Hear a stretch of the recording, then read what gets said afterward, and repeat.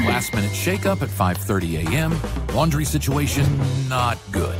And when your focus is on helping your clients, it's easy to forget about yourself. But NASM knows trainers. Morning ride is okay. And staying in front of the day isn't always as simple as 1, 2, 3. So when the unexpected has you pressing pause, what's the latest on creatine? I'm going to get back to you on that. Let NASM1 help you press play. Visit NASM.org to sign up for a membership today.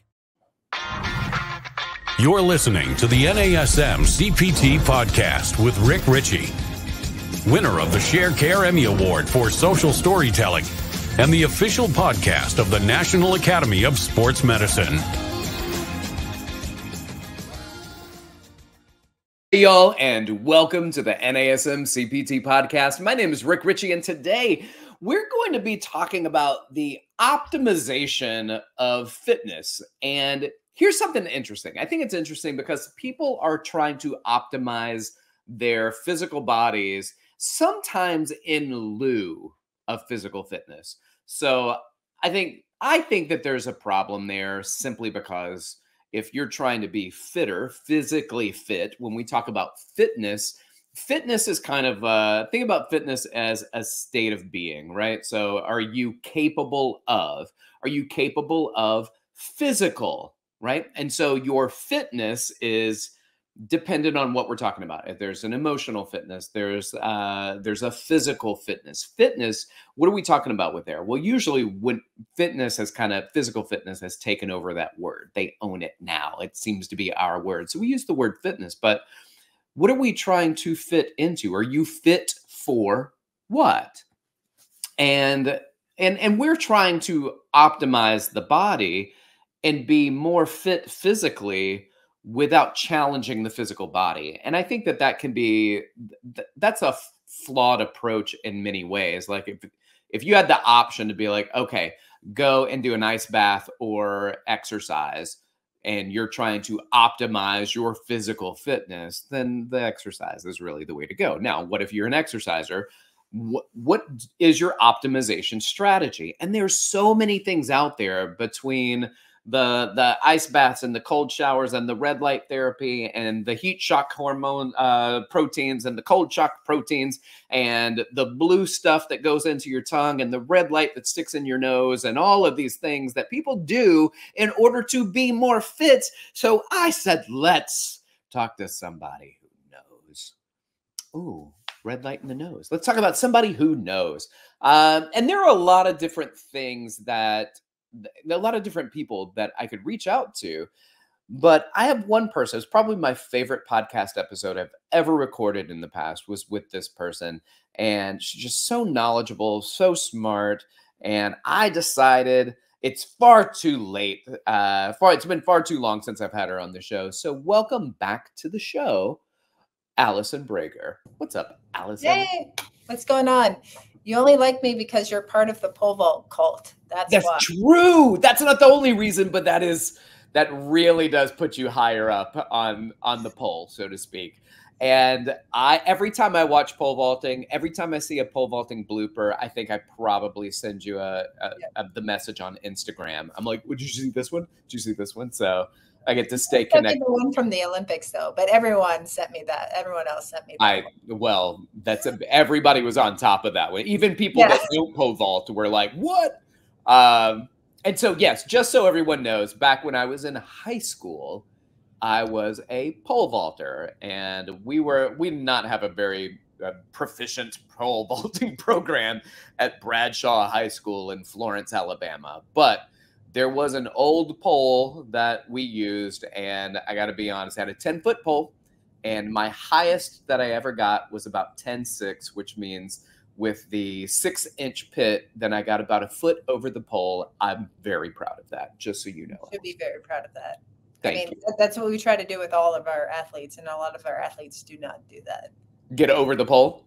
Yeah, that's awesome. Get on a bigger pole to get a higher height. I try to teach them that's not the right way because it's not how the Olympians, it's not how collegiate pole vaulters do it. But sometimes they listen to coach. So sometimes it's challenging, isn't it? Allison, tell us about you. So there are people here who have not heard. It's been years since you've been on the show. So give our audience a little background about you. So I'm Dr. Allison Brager. I like to say I'm a neuroscientist by day. I am active duty Army.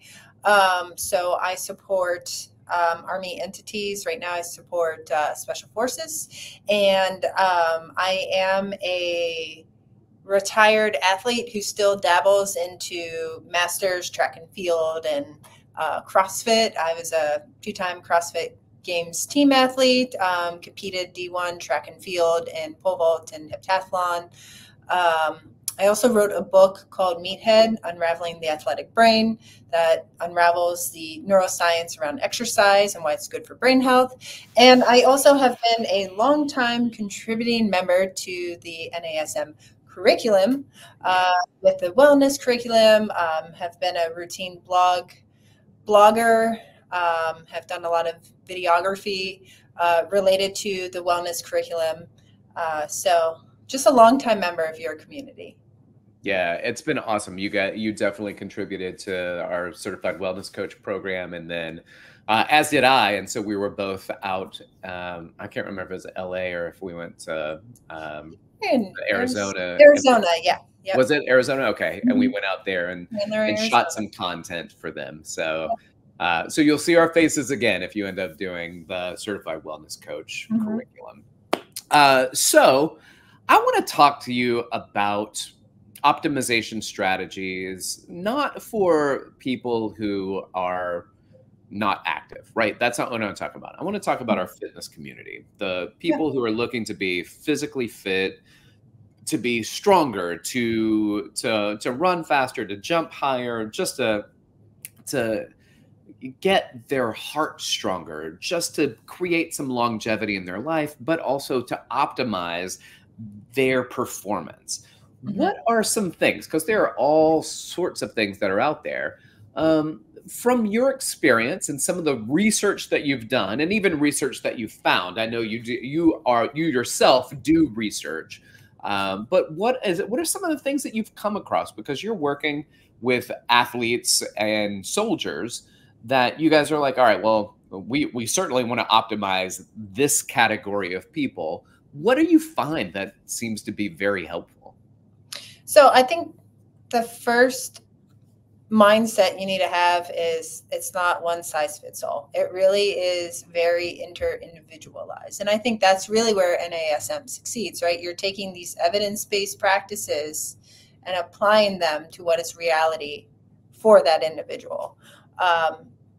For example, when we have people going through selection in order to be a member of Special Forces, or if you're, say, a collegiate athlete who's trying to make the mark in order to qualify for the Olympic trials, right? Not everyone has the same training strategy. Not everyone has the same nutritional plan. Not everyone has the same mindset going into the competition or in the process of trying to meet this mark.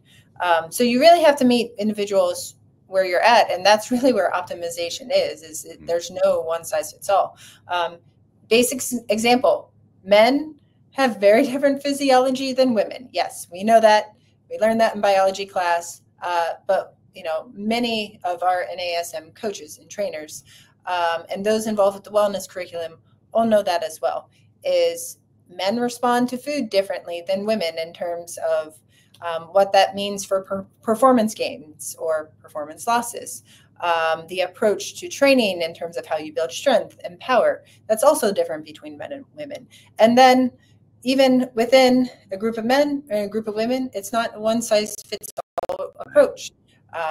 And so that's why it's really, really important to have someone who knows you as a trainer, as a coach, because that you're going to get the most bang for your buck out of it. When you work with people, and I know that I'm going to laugh about this, but when you work with a group of people and you say, okay, well, I'm working with a group of 15 to 17-year-old soccer players, right? And obviously that's not the group you're working with, but female soccer players, 15 to 17 years old, there's always seems to be somebody that throws off your number, right? There's these kind of dots and they get scattered around, and then all of a sudden there's a dot way up in the corner that represents an individual, and you're like, I kind of want to just take them out and like, don't be in my data. You're really skewing. But that's part of the human process, right? Like people are different. People experience things in a different way. There's a culture around what they experience. There's a physiology around what they experience. And a lot of things will play into how somebody receives instruction and delivers performance, right? Yeah. Yep. No, absolutely. And actually, I would argue that like you don't want to give all your dedicated attention to, for example, the high performers, right? Because a lot of times those high performers, they already got the right stuff. Like they're carving their path, and sure, you may have helped them get there, but they kind of did a lot of it themselves. And then low performers, right? It's easy to like want to focus on them because you want to make them better and deal with the myriad of problems they have. But as I like to say, sometimes you have to let people like fail at their own pace too. Like they have to learn along the way in terms of how to get better on their own. I think a lot of times where we tend to forget is to focus on people in the middle. Like, you bring up like the two extremes skewing the data. Well, let's focus on the middle. Let's focus on what works for 80% of the population you're working with. And I always have the same approach as whether what I'm doing here, but a lot of times as a coach, right? Like I focus on those athletes who are good, but not great. I don't focus on the great. And certainly I don't ignore the ones who are up and coming and learning the sport, but I spend a majority of my time focusing on the good to, quote Jim Collins, to make them great. Yeah, I love that. So what are some of the things that we see? And I know it's all contingent, like, I want to be more fit, and more fit means what, right? And that's kind of what I was talking about before, where there are some people who are fit enough to do their daily task and laundry, right? Like that's the amount of fitness that they exist and they work with. We put ourselves that are no longer athletes, but we go to the gym. So we put ourselves into an environment where we are challenged so that we are trying to build ourselves to be stronger, to be physically fit, to be capable physically, aerobically, anaerobically, endurance. What are there any things that, if we're falling in that kind of 80% bell curve here, are there things aside from stay at it, like keep on digging, that could potentially help us to optimize our outcomes? Yeah. So, we use this principle within the military. I know it's been adopted in other communities too. It's called the SMART principle. So when it comes to like setting SMART goals, so you want goals that are specific, you want goals that are measurable, you want something attainable, you want something that's realistic, and also timely, meaning like it's directly relevant to what you're doing, but also can be achieved in a reasonable amount of time. That's really how I see it. And again, it's going to differ by each person. Like, I think, yes, you can use you and myself as examples, right? Like I still try to be an athlete, even though I know I'm past my athletic prime. But there's certain attributes that I still want to have that I value in my 40s that still make me feel like an athlete. Like I love being agile, I love being mobile, and I love being powerful. So like, how do I find a series of exercises where I'm able to achieve those domains of fitness more so than, being aerobically or aerobically fit, for example. Okay. And again, that gets back to knowing who you're working with and what their goals are. Gotcha. So a lot of what you're talking about right now is if I want to optimize what I get out of my clients, then I need to be far more specific with what I'm asking them to do or what they are trying to tell me they want me to do with them. Is that right? Right. Yeah.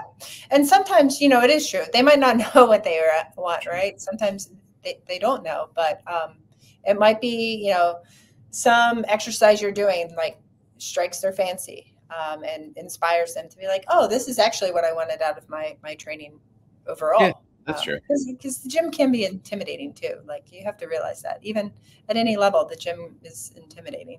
Yeah. I mean, when I come into this facility, I'm intimidated. I'm with like, you know, I work with special forces. Like, of course I'm intimidated by them, even though I do beat a lot of them in the PT test. Yeah, you do. That's right. Yeah, you do. I had a guy today, and it's fun. We had a meeting a few weeks ago. Today was our first session, and it was very funny when we went from our meeting when we first spoke to where we are today. It's like the list of things that he wanted to accomplish. It's like the receipt at CVS. It just keeps printing. I'm like, what is happening right now? Save a tree. So it's and every time he would do something, he would inform. No, he's an older gentleman, and I love working with older people because I feel like there's a great appreciation for the work that gets done when you work with people who are older, and I like that so much. And I feel like we can really make some change. And you know, it went from I want to focus on balance to I have a thing with my ankle and I want this and I want this and I want this. And I was like, I want all of those things for you too. But can we bring it down to some things? But every time we did something, it's like it brought up another thing. And I think that's fine because eventually, as it's just the first session, we're going to figure it out together. Yeah. Right. Because like you said, you may find something in this process and you're still talking it out. You're talking out loud. So I'm not shutting him down and saying, hey, let's only focus on one or two things. I'm letting him explore what he's feeling, what his expectations are, what his desires are, what he wants those outcomes to be. And then after working with that for a little while, I'm like, okay, now after a couple weeks, I'm going to be like, let's really dig in on a few things. And then rather than me tell him what those things are, I do want him to let me know what he wants to focus on. Yeah. Yep. Nope. Absolutely. And I mean, eventually I think you'll get there. But it you know, fitness is a process no matter where you are. So. Yeah, very true. Now, when you guys do what you do, I'm assuming there's a lot of intensity that goes along in the work that you and your soldiers and athletes go through. When you're going through this process of, and we talked about a lot last time you were on the show, recovery, right? So there's a lot of, I need you to recover well from this intense bout of activity, because only then are you going to be able to be effective in your next bout of activity. Yep. What are some of these recovery strategies that you see, and from a real like scientific perspective, or even a neuroscientist perspective that says, okay, how do we get these athletes and these soldiers to recover well so they can perform well? So, again, it's not a one size fits all approach, because what works for one person might not work for someone else. But there's two big buckets, right? And these are things we talk about in the wellness curriculum. There's active recovery, which is doing something in order to recover the muscle tissue, or even in this case, the brain, right? Because you have to think of the brain as a muscle too. It's very much involved with not just the motivation side of fitness, but obviously the act of doing fitness. And then passive recovery, which is sleep. So when it comes to active recovery, right, this includes things like you brought up cold plunging, sauna, massage therapy, cupping, percussion tools, the compression sleeves, things like that, where you're actively, physically doing some manipulation to the body. Or it can even include, when I talk about active recovery for the brain, things like, it's called photobiomodulation, mindfulness, meditation. Those are active forms of recovery. Passive recovery is sleep, right? Sleep acts for two reasons. It acts to restore energy within the body, so replenish the energy that is lost throughout the waking day through being active, and then also to help fine-tune those connections within the brain involved with the ability to learn and retain new skills, information, and knowledge. and also interact appropriately with people so that you can continue to do so again the next day. Girl, that's true. I know if I'm sleepy, I do not interact well with people. Oh, it is.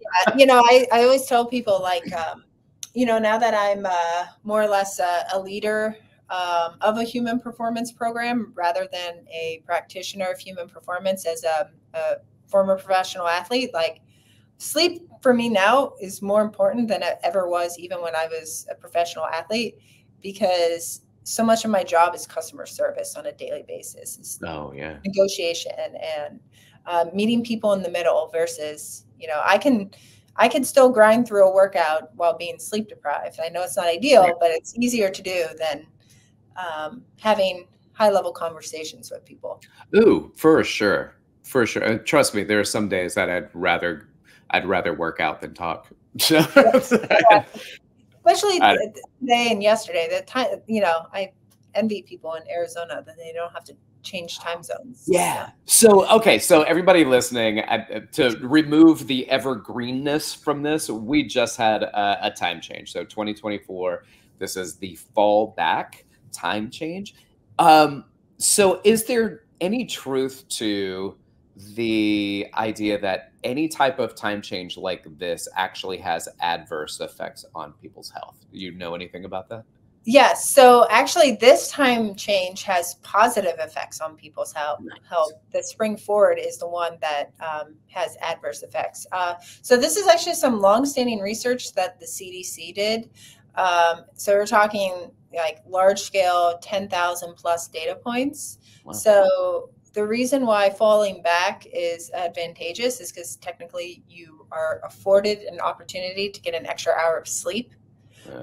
And so when you wake up that morning too, your alerting signal is already alerted, which means when you're driving to work, you may be a little bit more attentive and vigilant. And the two things we know in society as a direct result of daylight savings time, this is published in the New England Journal of Medicine, is during the spring forward, there's an increase in car accidents and heart attacks the day after we spring forward. And when we fall back in the fall, there's a decrease in car accidents and heart attacks the day after.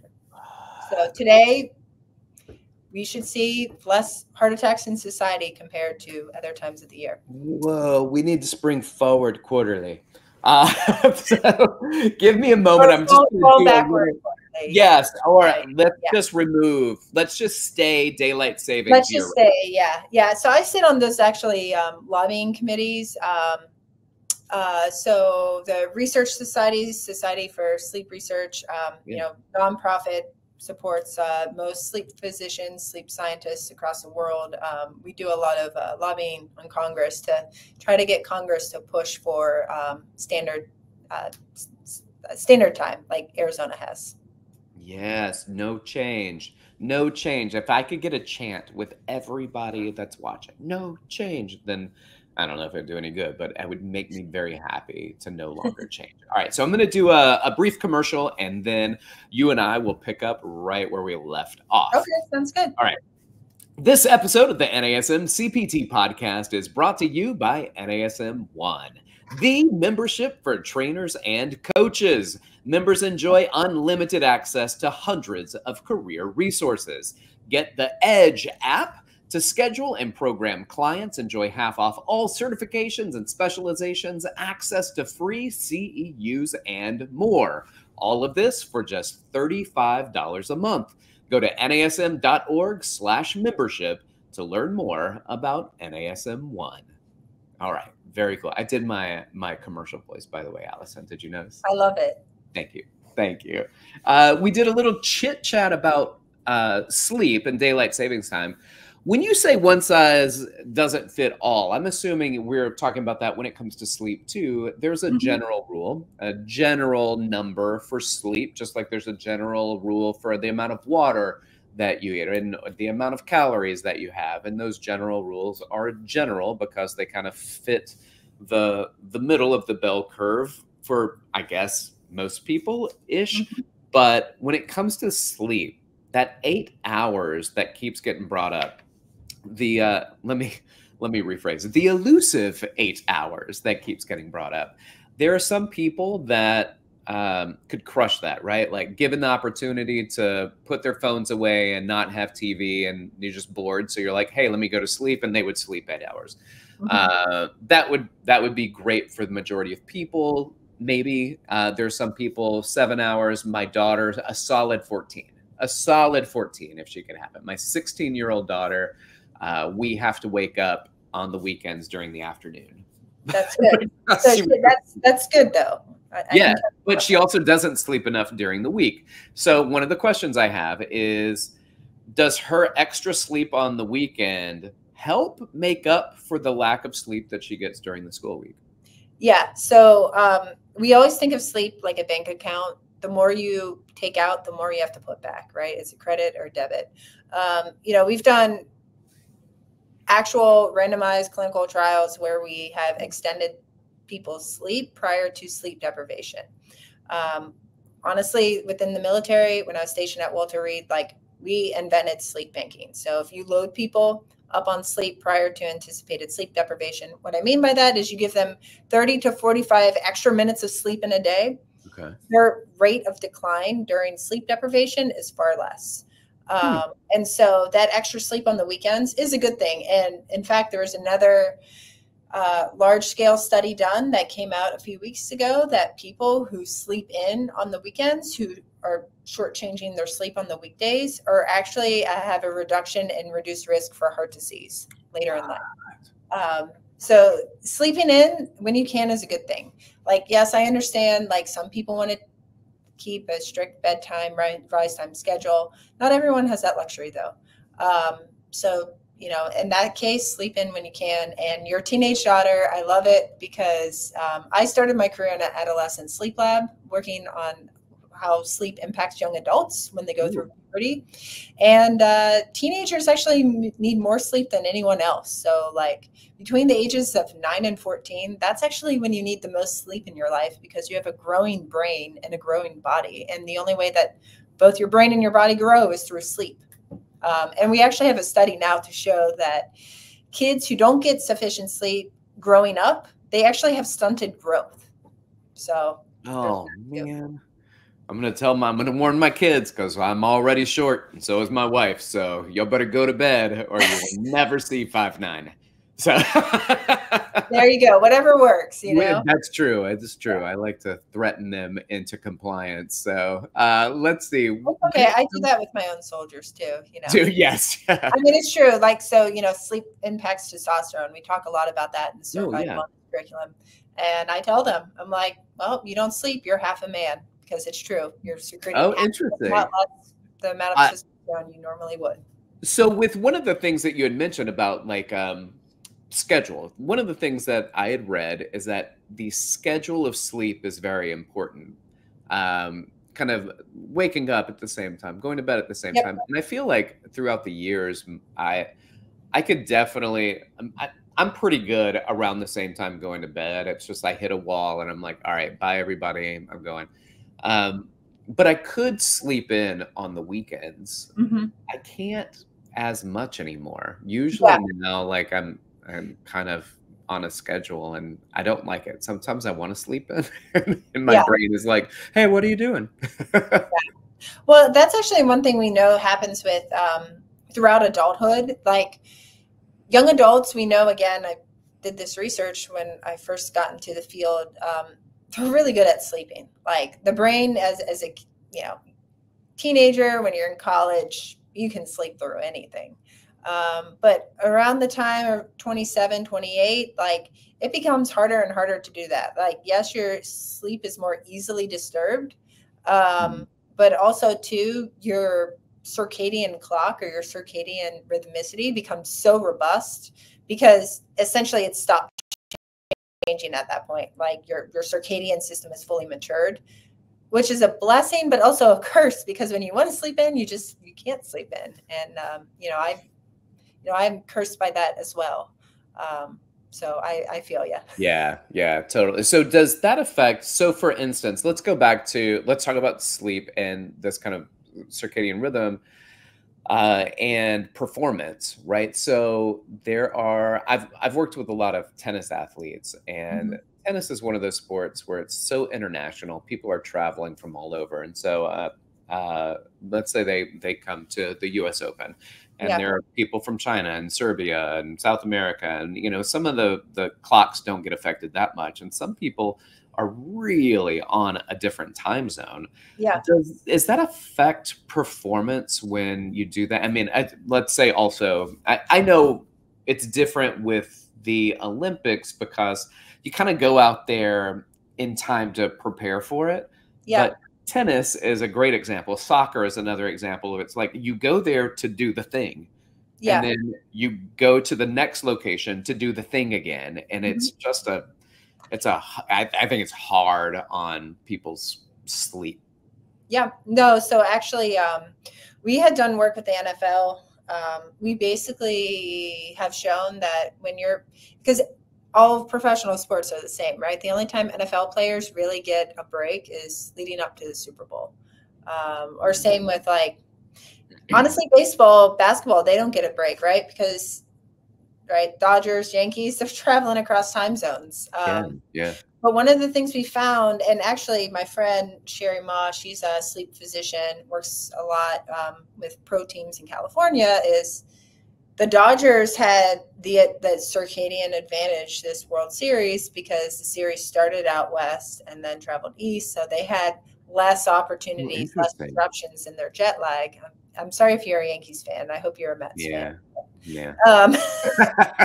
Man, too bad. But we find with NFL teams, for example, we have found that East Coast teams do a lot more travel out west during the regular season. So they're subjected more to the impact of jet lag. And because of that, they have a 5-fold increase in their injury to their starting lineup. What? Compared to a West Coast team. 5-fold? 5-fold, because East Coast teams are playing games more often in that period of the afternoon when we have that dip in performance, right? That natural dip in performance that's happening because our core body temperature is dropping. And you see more injury, and we've done another analysis now, and it looks like there seems to be more concussions during this time too. So it does have an impact, bottom line, not just on football, but I presume it's going to have an impact on tennis and soccer. I actually was just quoted in the New York Times last week because they're looking at this with the conference realignment with the Pac-12 and the Big Ten. The impact that will have. The article in the New York Times last Thursday featured UCLA, but I was quoted in that article in terms of the research we've done with the NFL. Yeah, because a lot of these teams now are not in a cluster, right? Like you had all of these Midwest teams, and they're like, "Hey, let's throw Oregon in there. Let's throw." Like there are teams that are nowhere close to where these other kind of groups of teams are, and that I assume would have. I mean, I saw that actually last night when I was coming back from a work trip, flew back into Raleigh, and there's BC, Boston College was like down for the week in Raleigh. And I'm like, oh, that seems a little far for them. And then same last week too, like I was getting on the plane from Raleigh and Stanford was there. I'm like, man, this that's a long conference realignment is real. Like, there's no doubt about that. We just stayed in the, like you said, like when I was at Brown, we just went to the other Ivies, or we went to like the other teams locally, like Northeastern, BC and stuff in the Northeast. We didn't really go anywhere, east or west and right down 95. Yep. Could we just stay on 95, please? We did, exactly. Much easier. Went all right. Miles up the road or down the road. All right, so let's do this now. Now that we know this and sleep disrupts, and let's say you're working with these NFL athletes, and we know that they're going to be limited in sleep. Is there anything that you can suggest to them, which will be a suggestion for us and optimization of performance too? What can we do that's not sleep? Let's say, okay, well, it doesn't matter. I didn't sleep. So what can I do? Is it red light therapy? Is it, the photobiomodulation? Is it to take my microbiome supplements? What are some of the things that allow me to get a leg up, to perform a little bit better? Well, so the ideal thing would truly be like to go into the photobiomodulation machine and take a 20-minute nap. Because oh yeah, I mean that's really one great, because napping is truly the best way to overcome this. Taking a 20-minute nap is a huge benefit. So go into that, or if you're doing mindfulness meditation, just take a nap during that. But if you truly don't have 20 minutes to be idle and lay down, that's where things like actually bright light therapy, so blue light, like that is what's going to be an alerting signal for your brain. Like that's really what you want to do, is like bright light exposure, either going out and being blasted with sunlight. This time of year, though, we pretty much have to rely on blue light. But I think those two strategies are the only ways to sort of, well, we do know from research, those are the only two ways to trick your brain into being more alert when it doesn't want to be. So blue light primarily comes from my computer screen? Yep, but at the maximum brightness. I mean, we actually, when we work with a lot of teams now, we buy these little blue light boxes. So it's just like a box this size, and you just put it in front of the computer, and it just saturates your eyes with blue light. Now, that's another question. Is it my visual receptors that need to have it, or can I just like close my eyes and receive the light? No, it's your visual receptors. So it's the photoreceptors in your eyes. So the signal is traveling to the photoreceptors in the retina, and then through the tract that then enters the circadian clock to then remind the clock, hey, it's time to be alert. Excellent. Listen, so far my favorite thing that you said was nap. So I'm just going to hold on to that. If I don't get anything else from this conversation, it is allowing myself to take a nap. Oh yeah, my whole staff knows. Like pretty often, I go down to our basement and I'll sit in the Normatec, the compression boots, and we have that lounge chair with it, and I just take a nap and put on the Normatecs for like 20-30 minutes. So it's great. I love it. So it's adding massage and nap time all in one. Yep. Sign me up. Allison Brager, thank you so much for being here and for sharing your knowledge with us. If people want to learn more about you or read your book, then what are some ways they can go about doing that? Sure. So my book is available online. I don't have an audiobook. I haven't done that yet. Can I read your audiobook for you? If you want, yeah, absolutely. I'll do it. Like if you're not gonna do it, let me do it. I'll record your audiobook. I know I gotta pay the money to do it though. Yeah. So it's called Meathead: Unraveling the Athletic Brain. I wrote it about 10 years ago, but it's basically like a foundational book on the importance of exercise for brain health and wellness. I'm also on Instagram, DocJockZZZ. I'm not really on Twitter or X. And obviously, like I've contributed a lot to the blogs, the videos, and certified wellness curriculum. So you can find all my interesting stuff there too. Awesome. Dr. Allison Brager, thank you. Ladies and gentlemen, thank you so much for being here. Like, subscribe, share with your fitness friends and family, and leave a review because that helps us help you. If you want to reach out to me, you can do so. Hit me up at dr.rickrichey or email me rick.richey@nasm.org. Keep inspiring people to fitness. Thanks for listening.